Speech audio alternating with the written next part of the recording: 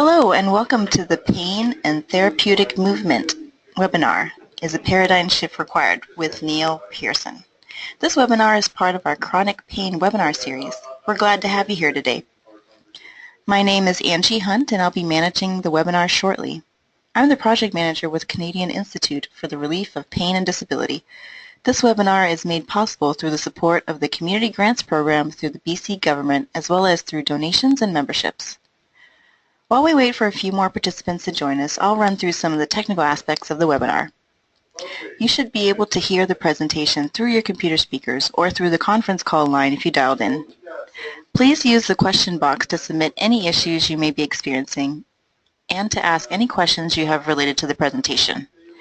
We will collect questions submitted throughout the presentation and follow the presentation with Q&A based on the questions submitted. After the meeting, the presentation is being recorded and posted for free on our website within a week. The PowerPoint will also be provided for you to download. You'll be emailed direct links for these two items when they are available. As mentioned, I'm Angie Hunt, and I'll be managing the technical portions of the session. Our speaker today is Neil Pearson. Neil is a physical therapist, clinic assistant professor, and a faculty member for International Yoga Therapist Training Programs. He's a recipient of National Canadian Awards in Pain Education and in Physiotherapy Pain Management. Neil's Overcome Pain Gentle Yoga DVDs have been helping people in pain since 2009. Neil is the founding chair of the Canadian Physiotherapy Pain Science Division, developer of an online pain self-care curriculum, and author of Yoga Therapy in the 2016 book Integrative Pain Management. He travels internationally teaching pain science and pain care. He is a past director of Pain BC and was hired by the Doctors of BC to develop and implement their practice support program in pain management, and now assists local community groups facilitating improved teamwork and movement classes for people in pain. We're glad to have you here today, Neil. Now I'll hand over the presentation for you to begin. Thanks so much, Angie. It's a pleasure to be here, and thanks for setting this up. So, yeah, let's just jump right into it. Pain and therapeutic movement. I think that whenever we talk about any of these issues, we really need to start with the patient voice. So I thought I'd give us a few quotes, which I've titled here, Painful Messages. So everyone keeps telling me that I need to exercise more or at least keep moving, but nobody tells me how to succeed with this.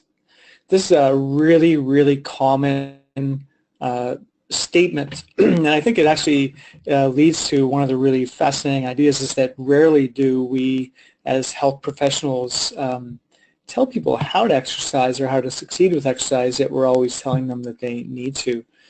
So we need to address this, I think, in terms of therapeutic movements. And as I go through talking about this, you're going to hear me using movement and exercise and activity and therapeutic movements in this context as almost interchangeable.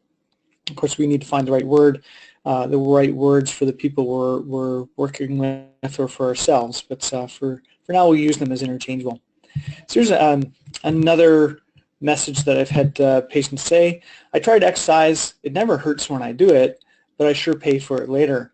So once again, here someone is saying is that they believe exercise is the right thing to do. They want to get more movement. But every time they do, they pay for it later. And this, once again, gives us this idea that maybe this person hasn't been instructed on how to succeed with this, even though they know or they believe that's the right thing to do. Or this one, people talk to me as if to say, if I was just tough enough, I would get over this and get back to my life.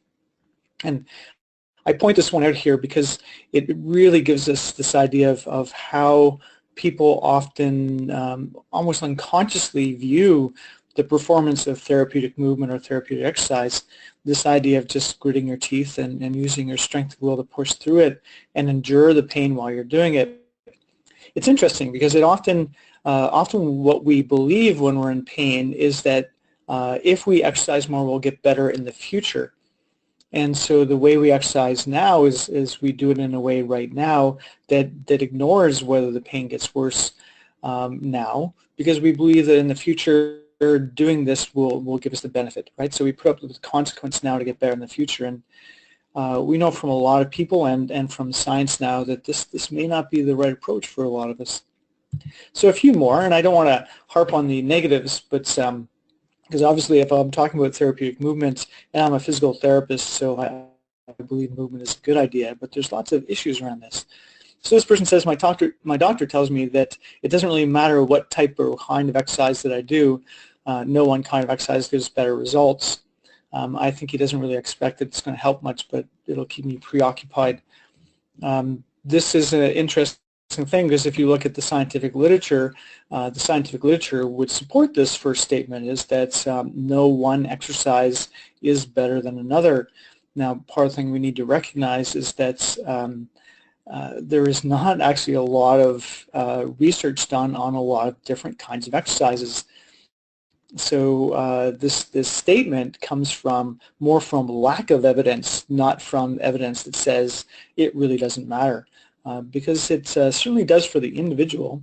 We'll find some people who don't do well until they do pool exercise, or we find some people who do really, really great with Tai Chi or Qigong, but yoga make them worse. So we need to dive into this more and understand it more. So this one, I was trying to get more active, but it was difficult, and when I didn't improve quickly enough, my physiotherapist had to discharge me. This once again relates to this idea of people trying their best. Yet one of the things we realize is that sometimes it's really, really hard to change chronic pain, to change the body and to change the nervous systems when pain persists. And sometimes people need more time and more encouragement and more coaching to get the good benefits. Just a couple more. I was told that exercise could help take the place of my opioids. Even though I explained that the more that I move, the more pain I have, somehow exercise is supposed to help me wean off of opioids. So this is a message that's actually happening, and I would say that I'm actually in support of this idea that the right kind of movement could be a way to help people when they are being weaned from their opioids. But it's going to have to be the right kind, because if the exercise, of course, just makes a person have a lot more pain, then there's going to be this sense that, well, now I need more pain medication, not less.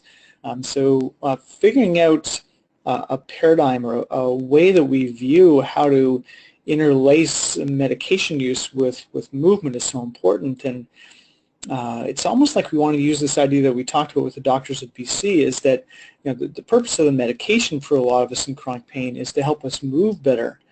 And of course that's what the exercise or therapeutic movement is intended to do as well, is to help you move better, because when we move better, this is one of the ways that you can open up this medicine cabinet inside you. So we need to sort that out a bit.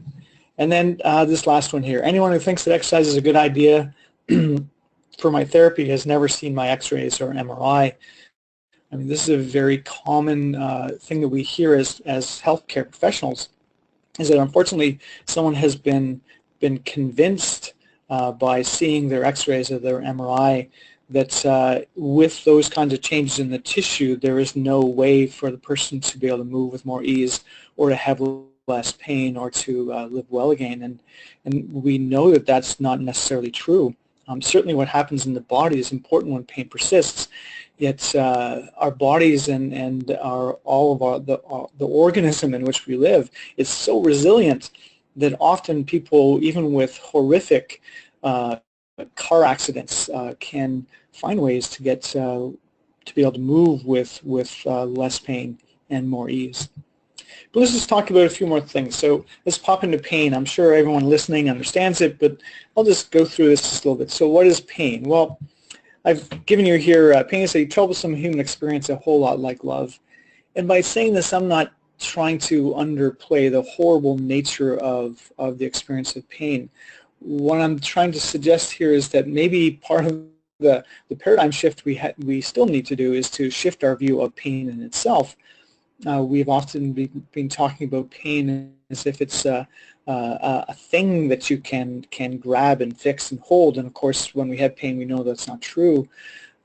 We need to understand it as very complex and understand that just like love, we understand it so little and it's so different to so many people that when we start to think of it more as complex, which is one of the things I would say pain definitely is, then we start to come up with a better answer. Of course, if pain is complex, that would suggest that there's probably not even going to, there's not going to be a simple answer. Even with exercise, there's probably not going to be one kind of exercise that works for everyone and for every situation. The complexity of us as individuals and pain sort of make that not so likely. So pain is also these other things. It's a protective mechanism influenced by everything. It's an individual thing, as we all know. It's invisible. You can't see it. You can't touch it. You can't measure it. We can certainly tell people how intense it is, and we can describe it, but we can't measure it like scientists want to measure it with like some sort of measuring stick. It is a very subjective thing, and that's the reality of it. And usually pain is temporary. Usually we get injured and it goes away, but when it persists, when it sticks around, then we call it chronic pain. And what is chronic pain? Well, we have to say it's potentially even more complex because a lot of things change when we have pain that persists. And of course, not only do things, not only is chronic pain involved with or interacting with all these changes in our body, the experience of having pain changes pretty much everything. It changes the way we breathe, it changes the way we hold our body, it changes the way we think, it changes the way we move, the way we emote, our connections, everything. And of course it goes the other way, so all of these things that are happening around us also can influence pain because that's the kind of complex thing it is.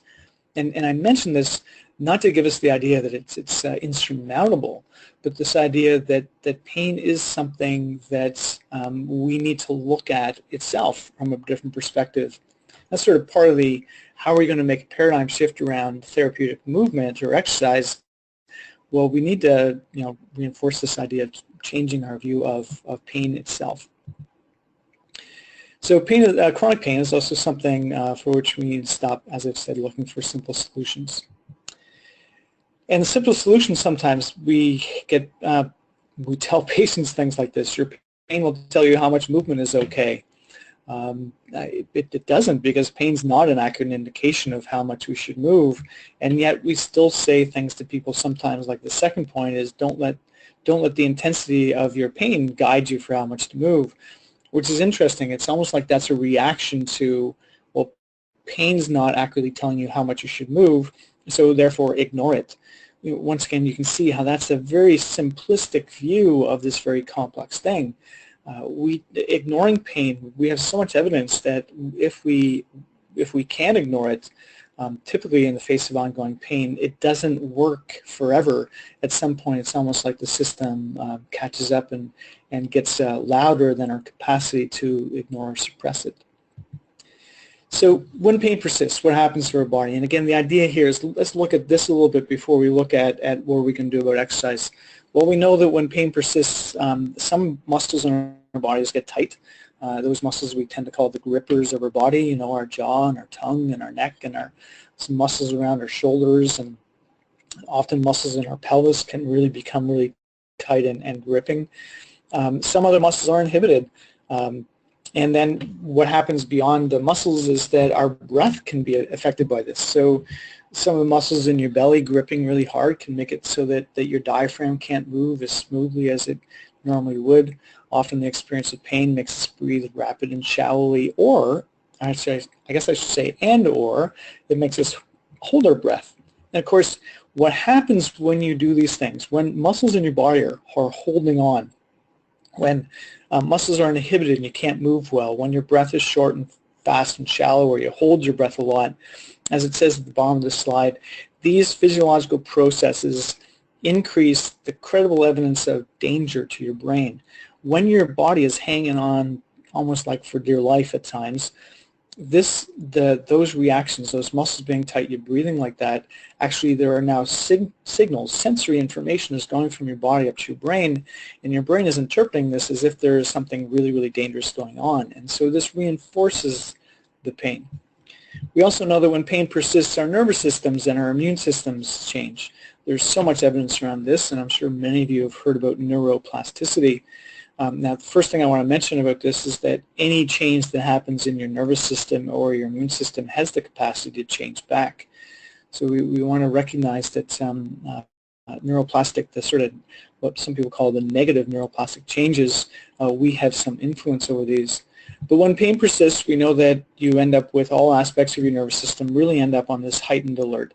It's like there's this everything is on red alert.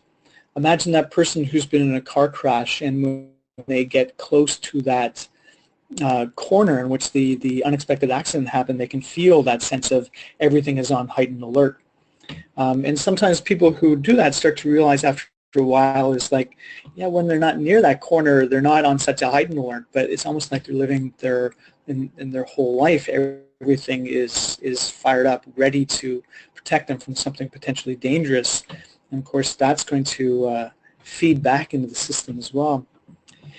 All the changes that we talk about with our nervous system are also related to changes that happen in the immune system cells and processes. So that the chemistry and the physiology of the immune system, we start to realize that those changes are also involved in these nervous system changes, so that the nerves in your body, so say you injured a disc 6 months ago or a year ago, and someone may be saying to you, well, you know, this new MRI shows that the disc really isn't bulging much anymore, yet you're still having some chronic pain from this. It's possible that the changes in the nerves around the nerve processes and the immune processes around that area of the disc have now altered. So now that those nerves might actually be firing off when there actually isn't anything really dangerous going on at that time. Which, if you haven't heard about this kind of thing before, think about if you're kicked in the shin. It could be 6 months to a year before that spot on your shin isn't sensitive to a light touch. So there's nothing dangerous about touching it lightly 6 months to a year later, yet it still hurts, which means that the nervous system, the immune system in that area has remained in this heightened sensitivity. And of course, that stuff can feed back into the nervous system and your experience of pain, and of course become important. If it's happening around the joints of your neck or the joints of your shoulder or your back, now small movements could actually fire off these nerves. So we need to consider that as we're trying to move.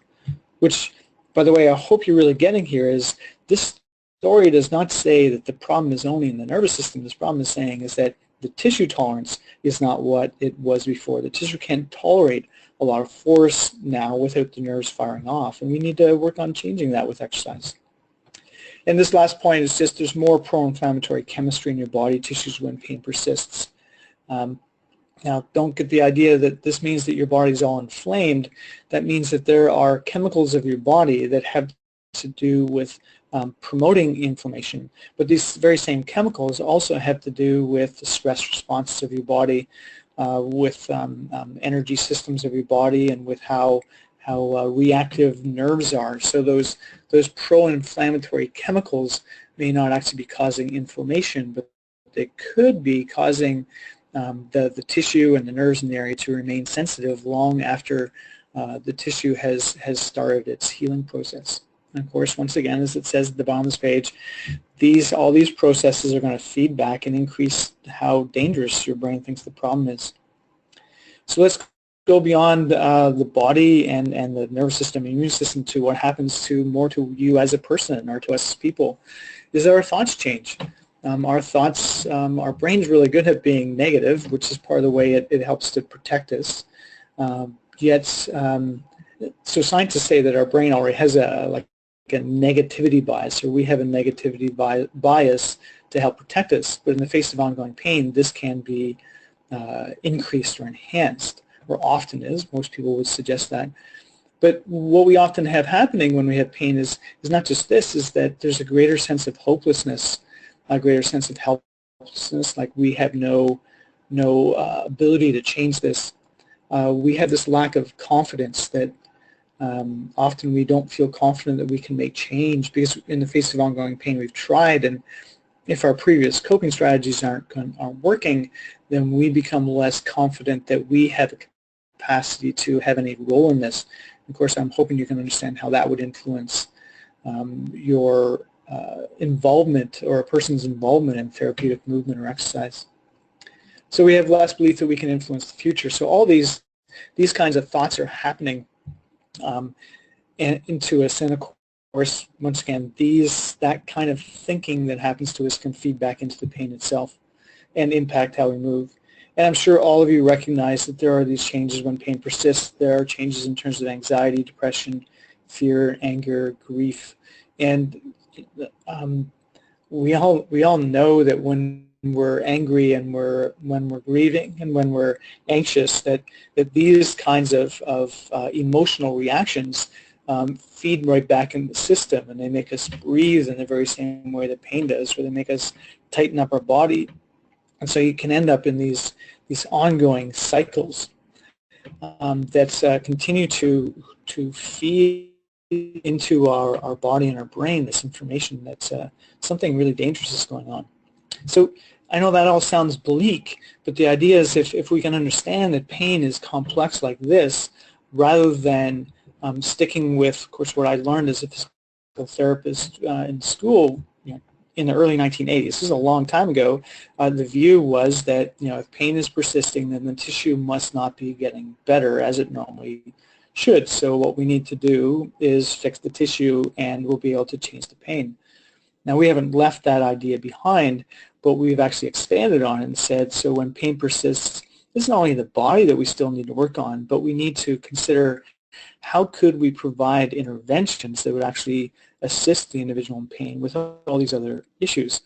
But strangely enough, around exercise, this seems to have been left behind. It's as if the whole point of exercise is just to make you stronger and more flexible, rather than thinking, how could we actually use this understanding that we have about how pain changes us to change all these things? So could we use exercise to change those pro-inflammatory chemicals? Could we use exercise to change our sense of hopelessness or helplessness?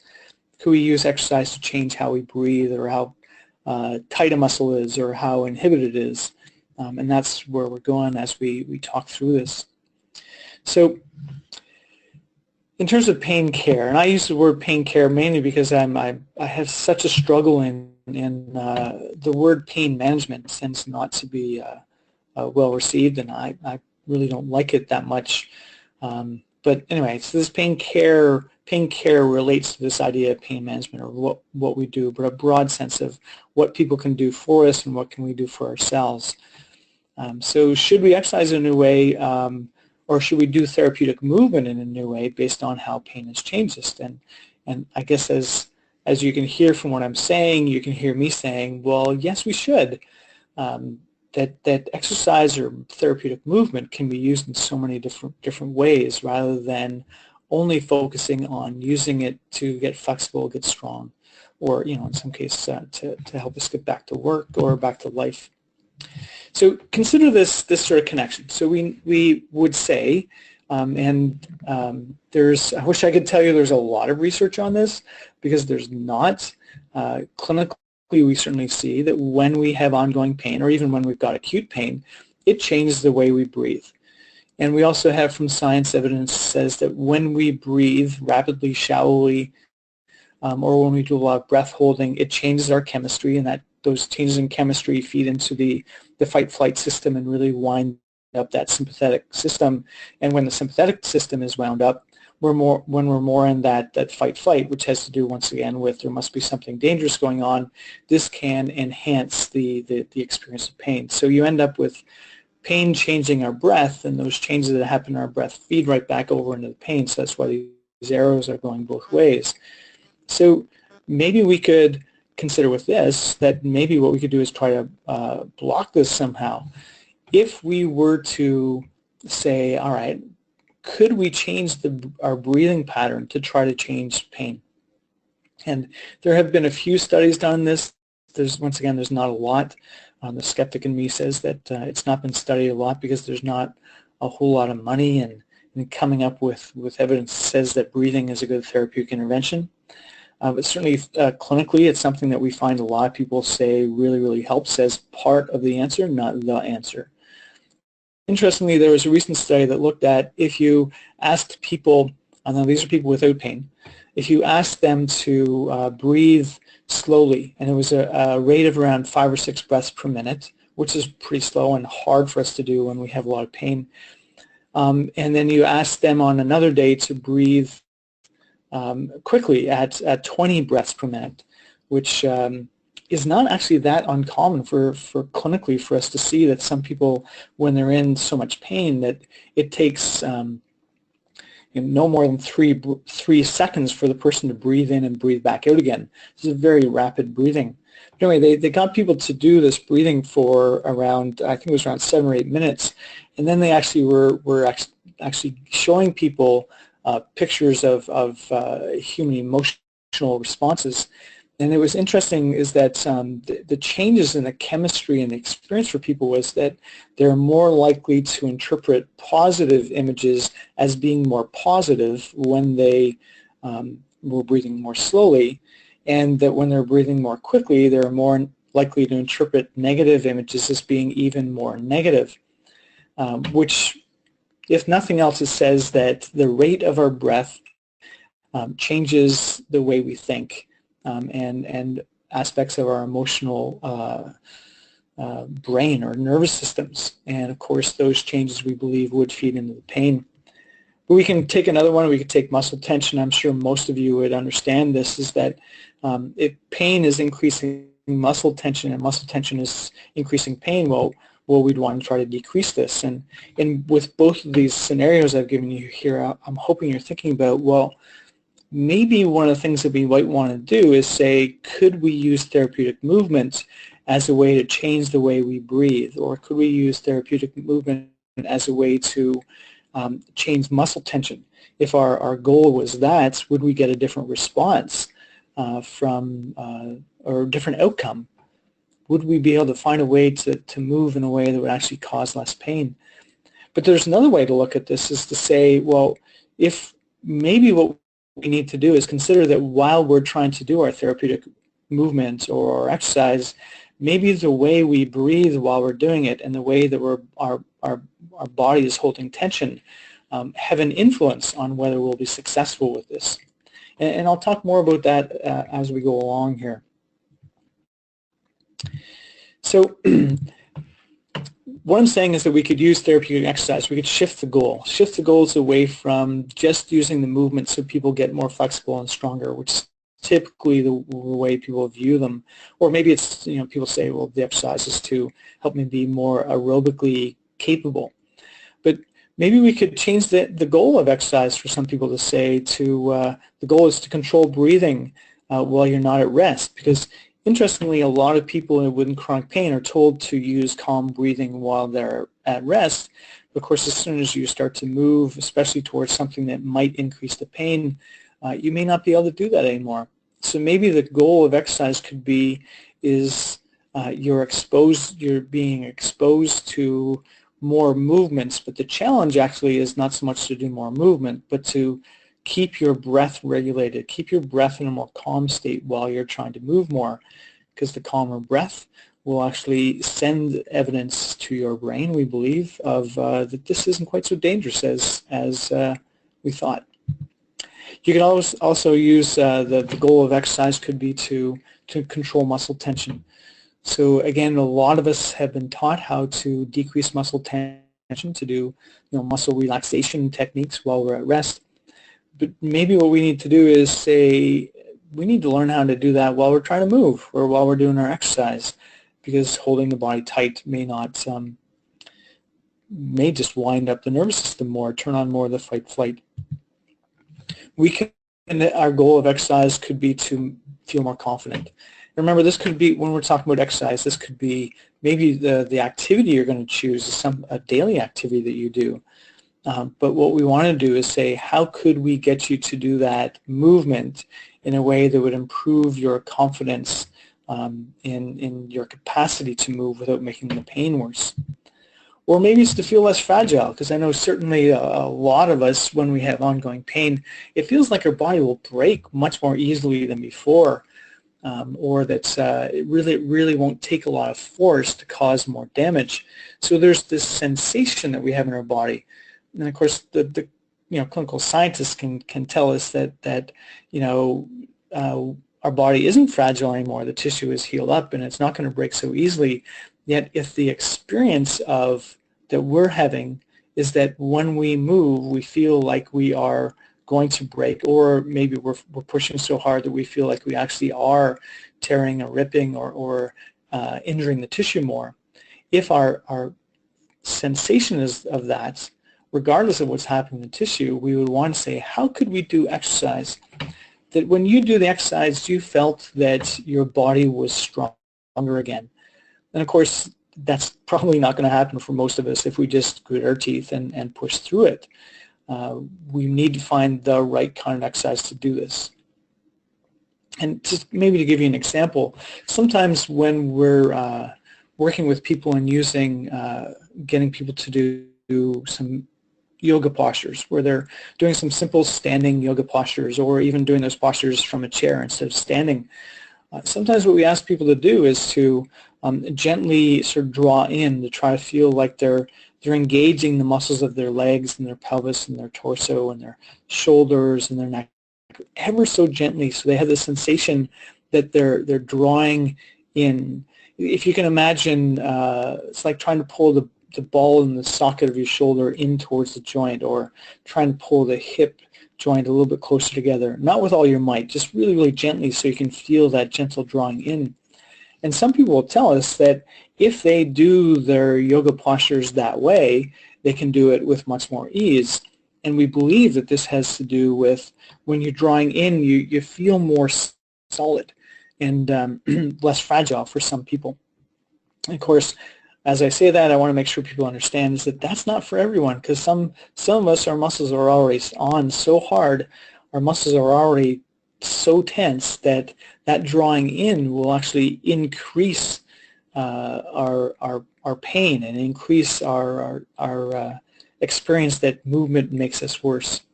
Interestingly, some of us need to be able to succeed with exercise. It's almost like we need to be shown how to let go more. Others of us need to be shown how to draw in more, to feel more solid and more grounded, which shows you once again that the individuality of this is that we can't have the same therapeutic exercise for goals for everyone. And I'm hoping that you understand those two kinds of people, or those two types of people. If they're both given just let's go to the gym and start lifting weights, neither of them might get better. But if you were to add something, another goal in, that you might actually be able to find better success. So just to add these other ones, I'm hoping these make sense. I said maybe what we could do is give people exercises with the goal of give people exercise that would decrease anxiety, give people exercise that would decrease depression, right? So around depression, you say, well, maybe we want to give exercise that allows a person to feel like their body is lighter, or that they have more energy in their body. Maybe while you're doing the exercise, you get the person to breathe in a way that sort of lightens their heart or lightens their spirit. These sorts of things can make a significant shift for some people, so that the movement becomes more successful. And the last one here, to connect with others. We know from so much evidence now that being around other people really, really changes us in so many ways, down to chemistry and neurophysiology. And we know that pain definitely disconnects us from others around us. So there is definitely one of the goals that we'd want to consider is that, you know, the idea of therapeutic exercise is to, maybe for a particular individual, the primary goal may be to get that person back around other people, to get them back living in a social connected world, because we know now from science, we believe now from science, that that's beneficial for pain. Once again, I want to make sure all the listeners get this. I'm not saying that any of these things in and of themselves are going to be the answer, but they certainly can make therapeutic exercise more effective. So all of these goals, this slide says, can no longer be viewed as added benefits of exercise. This is part of the paradigm shift that we need to make, is that we've considered that exercise and movement and therapeutic movement is to really only to allow a person to get better, get them back to work and back to life, and just getting them moving, like no matter what. And sometimes we need to recognize, based on the complexity of pain and the complexity of the lived experience of pain, is that maybe we need to come up with different exercise goals. And maybe that's the shift that will be required for some individuals to make movement more successful, to allow the person to move with more ease and get those changes in the physiology that will be, we would say, hypoalgesic, that would actually, right, moving with ease in the right way can change the chemistry of your body to give you less pain. So as you've heard me say a whole bunch of times here, therapeutic exercise or movements is not only to make you more flexible, strong, and able to work. Certainly these things are important things to work on. Yet if this is I think what's happened, the view has been, is that these are the reasons that we get people to move.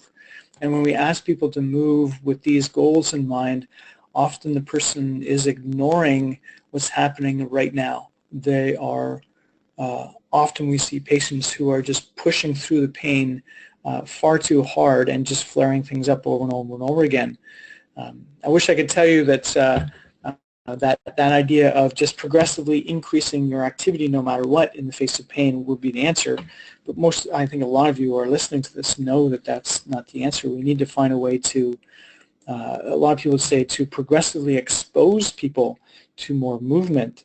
But it's not, we need to realize it's not just progressive exposure to more movement, it's progressive exposure to more movement that doesn't keep the pain system in that wound up, cranky state. So in terms of evidence, what do we have about evidence? Like I said, I wish I could tell you there's a lot of evidence that tells us how we should exercise, but there actually is not a lot.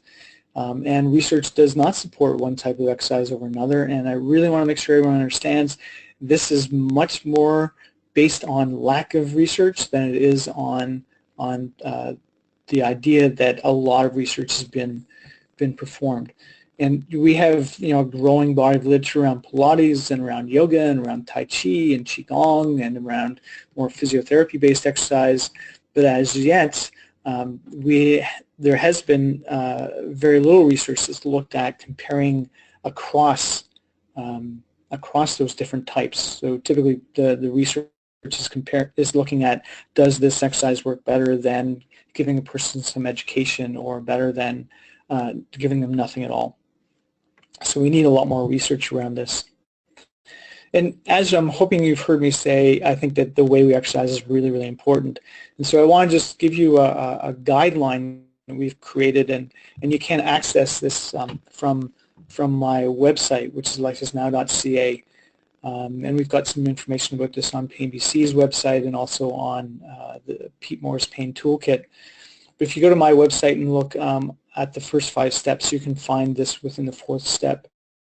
So this is a guideline to give a try to. We would ask you, if you've got ongoing pain, to consider when you do your movement that the first thing to do is to pick a movement that you think is a gentle, challenging activity, or a movement that you say, when I do that, there's a spot where I feel like the pain starts to increase.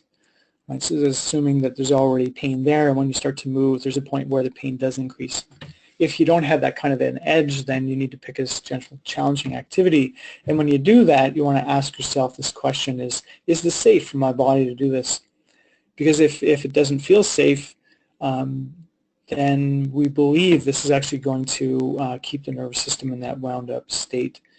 So you need to decide on an exercise that you believe is safe, but you also need to ask this question: will I be okay later? We experience from so many people that when they say, yeah, I know I'm going to regret it later, of course they do. And if you keep on regretting it later, if the consequences of doing a movement are more pain all the time, then that's often not going to help you get better. We need to find this movement that you say the consequences don't outweigh the benefits here. So we've asked you to try to move up to where there's a little bit more pain. Ask yourself, is it safe? Will you be okay later? And then we ask you, as it says here, to stay at that edge while you do 3 more things. And these 3 things are: keep your breath as calm as you can, then keep your body and muscle tension as low as you can, and to monitor your pain, so to pay some attention to your pain. So, and this is hard to do, and I'm hoping that you can sort of look back to the initial idea here about pain is complex, and we as individuals are complex. So this is a complex solution. It's also a solution that I can tell you science gives us some suggestion that it makes some sense scientifically in terms of our physiology and anatomy and chemistry and all those things. But this didn't come from science. This came from people who were telling us that they figured things out, that they found a new way to move that was working for them. And I just want to highlight that last one, the monitor your pain thing, is that what we find for a lot of people is that the only way that they can do movement is to ignore the pain, to find a way to suppress it, or as some patients would say, you know, I just go out to my happy place while I'm doing this and then I pay when I come back. If that's you, if you've become a masterful distractor when you're trying to move to get better, we actually need you to, strangely enough, pay more attention to the pain, because the pain, even though it's not an accurate indication of when to stop, it still is part of your body's alarm systems or protection systems. And really that's what a lot of this guideline you're seeing in front of you is saying, is that pain by itself is not accurate. So why don't we listen to your pain, your body tension, your breath, and those two questions have to do with how you're doing in terms of your mind. So as you start to move, because it's hard to know, is this really a safe thing to do? Is this a good thing for my body? Is it ready to do this? Or when I do this movement, will I be okay later? There's no one thing that will tell you. So what we're asking you to do is to say, all right, pain's complex. Maybe what I need to do is pay attention to more alarm systems. So the alarm systems here are those two questions, paying attention to what's happening in your mind, but also paying attention to your breath, your body tension, and the pain. So if this makes some sense, give it a try. Like as I said, on the first 5 steps on my website, it guides you through this a lot more. And a lot of us, because our pain is actually so complex, will need to find a healthcare professional who can help us with this. So just a couple other points here. How does stigma impact the way we're told to exercise? Well, I mean, there's so many stigmas around pain, and besides the idea if you're just tough enough, you get better. But there's some research this past year that said that a lot of health professionals continue to stigmatize people in pain. They sort of view that person as being too weak, or that there's a psychological issue. I wish I could tell you this wasn't still happening, but this research was pretty clear that it is, but also found that a lot of times the clinicians didn't feel competent to help the people they were working with who had chronic pain. And so I think that's probably part of the genesis of this, is that, so, you know, we've been talking about, you know, is a paradigm shift required? Well, yeah, but the paradigm shift required is not just about exercise or therapeutic movement. It's also about pain, and it's also about people in pain.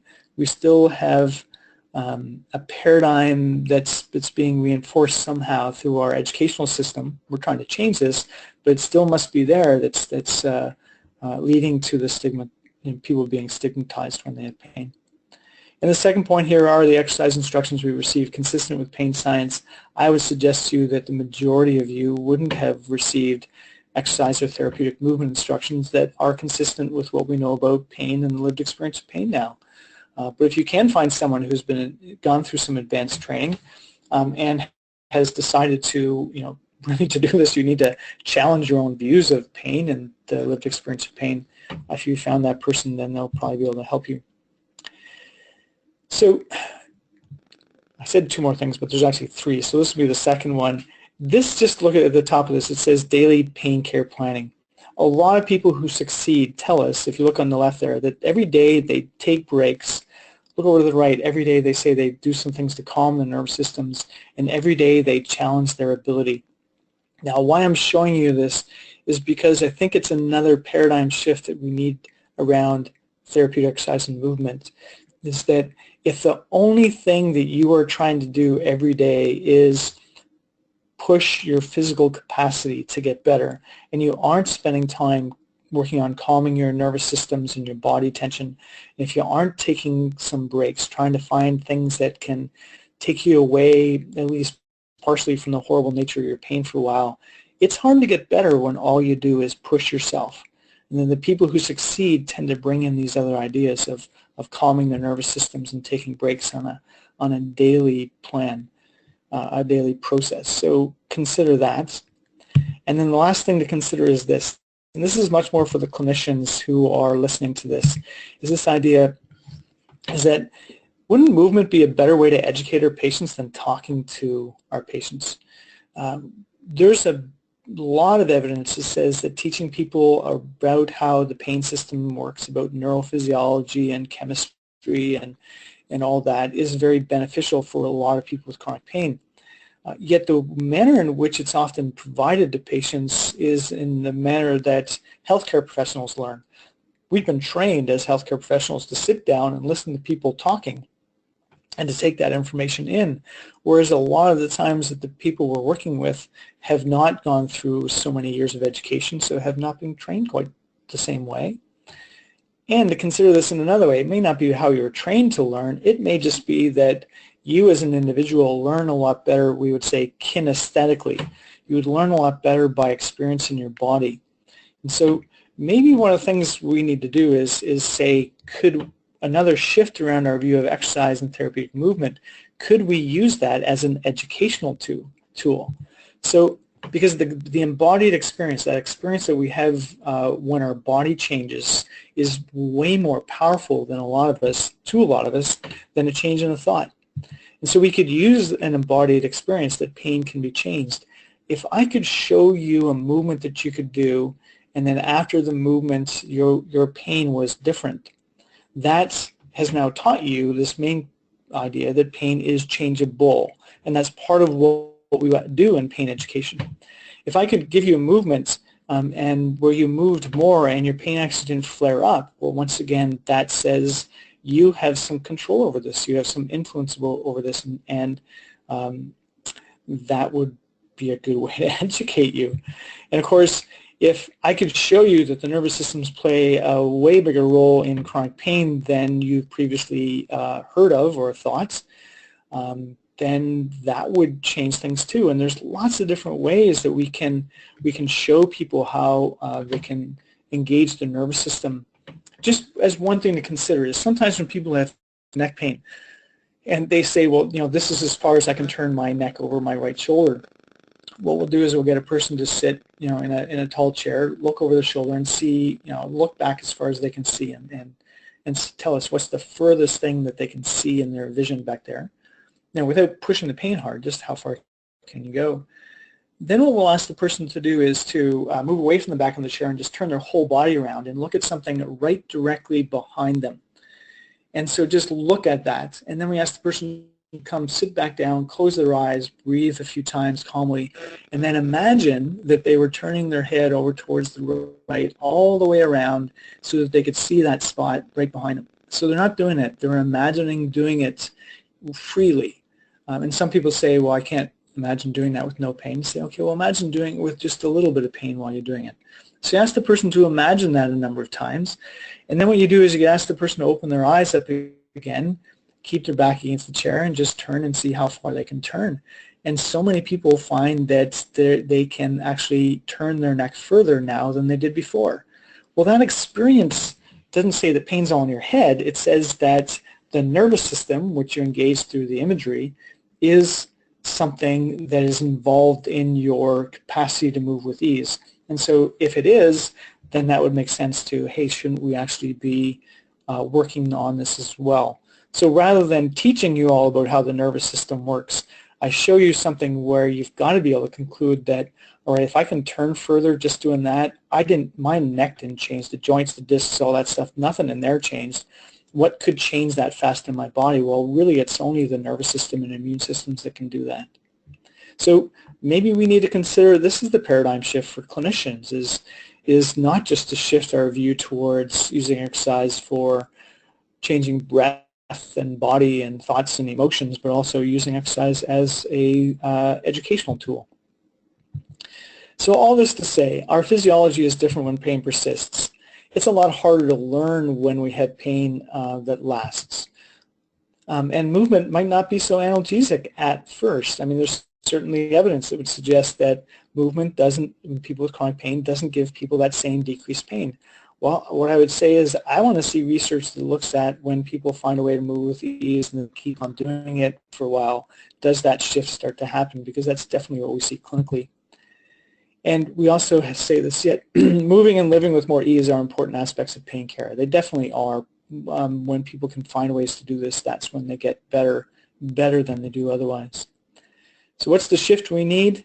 We need to have therapeutic exercise address the complexities of the lived experience of pain, and have exercise not just for the physical tissues of the body. We definitely need to get people to do exercise for the physical tissues of the body to get them strong again and more flexible and more able to tolerate forces on their body. But we need to get beyond that, because that's not what therapeutic movement's all about. And we need to understand that the shift is that when we do exercise, it changes our anatomy, it changes our nervous systems and immune systems, it changes our physiology, our thoughts and emotions, it changes our pathophysiology, our injury, it changes compassion, it changes spirit, it changes all these things, and we can use those exercises for each of these as goals. So I think we have time for questions now, and I hope all that makes some sense.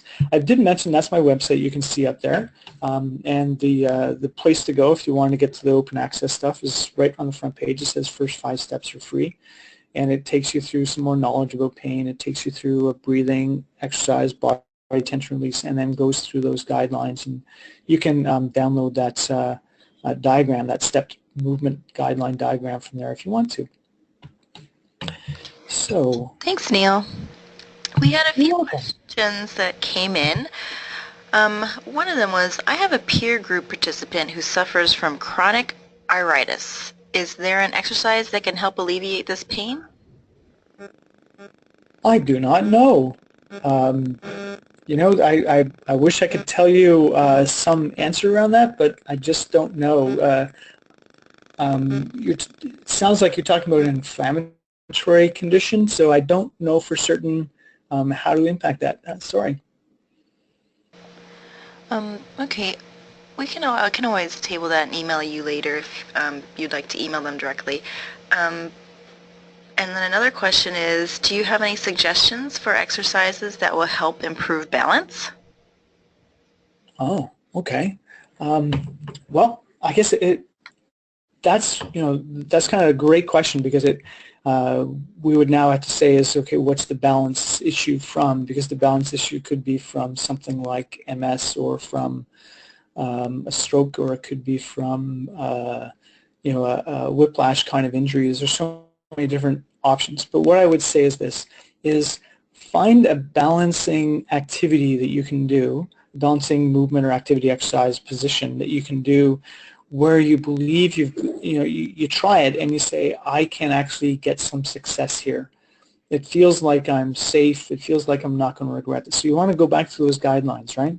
But here I think it's also, you need to have some capacity to be able to do it a bit. So maybe it's standing with your fingertips against the wall, or maybe if balance is so bad, standing with your whole back against the wall first is what you need to do. But we need to find that baseline spot.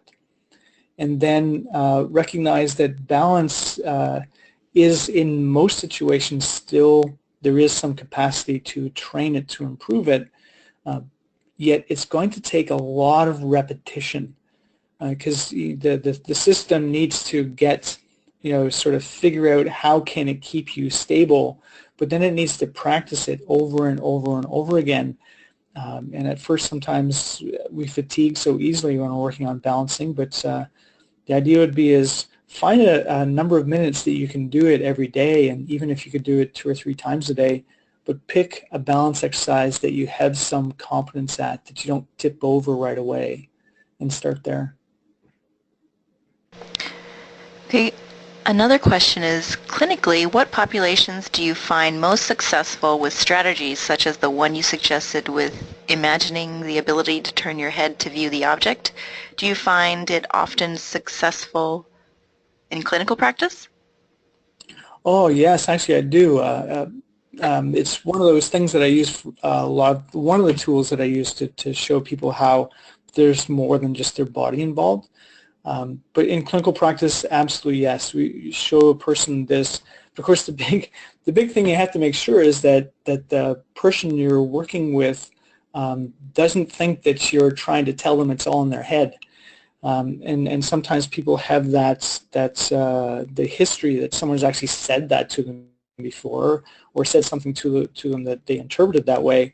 And so now if the person you're working with as a physical therapist or a doctor, whoever's doing this with a patient, if that person doesn't have a good rapport with you, if they're really questioning your agenda, then it might not work so well until they realize that you're part of their team and on their side.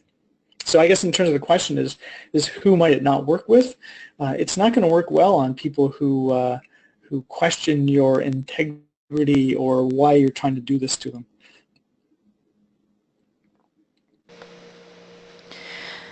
Great.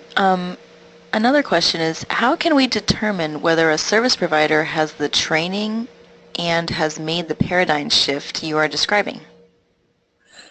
Oh my gosh. That's another great question. So how would you know? I think the only way you're going to know is when the person prescribes the therapeutic movement or exercise. Does it seem like the person is considering the complexity of pain, the physiology of pain, and lived experience of pain? If the person is just saying everyone does this same exercise in the same way, then you'll get the idea. But I can't tell you that there's a credential that people would get so that they would do this. I mean, within the physiotherapy world, there are some people who are clinical pain specialists. They should know. People who've gone through the Pain BC's Pain Champion program should know. I mean, even the doctors of BC that became the champions of their pain education process, I'm still working with a number of them, and often this is one of the big things that in amongst all the other stuff, they missed it or don't know how to express it well. So you'll find some people who've gone through that program would get it. I'm hoping that most of the people who have gone through my pain care training programs would get it, but of course I can't tell you for sure. So really my point is there's no one credential that you can look at after a person's name to know, and really maybe the only way to know is to see the kind of way a person prescribes the movement. This question might be a follow-up to that one. So going on with, how would you find resources for physiotherapists who would be best able to help with movement and for pain? And if you are available for email and questions? All right, well, I'll tackle the second one.